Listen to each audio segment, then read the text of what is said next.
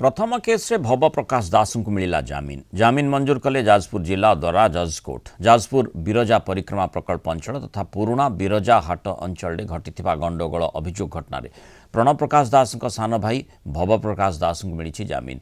अभियोगकारी मदन नायक सत्यपाठ माध्यम अभियोग मिथ्या बोली अदालत को दर्शाइले। भवंक नारे थिबा अन्य 3टी मामलार बेल मिलिबा परे से जेलु मुकुली पारिबे।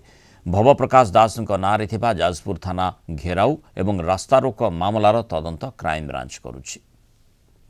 भव प्रकाश दास गोटे जामिन थिला शुणी हबार एवं से शुणी है सेटा हूँ बिरजाहाट रे जने मदन नायक बोली जन लोक ना एतला देते से केस प्रथम भव प्रसाद दास गिरफ होते एवं से लोकटी आज सी गोटे सत्यपाठ आसी कोर्ट दाखल करछि दस्खत को जोर जबरदस्ती किसी लोक नहीं जाइए एवं से केस विषय किसी जानी ना जी एतला देती सी आसी कहूँ मु केस विषय किसी जानी ना एवं माननीय अदालत ये विषय सब दृष्टि रखी एवं एतलाकार आफिडेविट एवं ललबाबू स्वास्थ्य अवस्था कथा को जजमेंट राय उल्लेख करी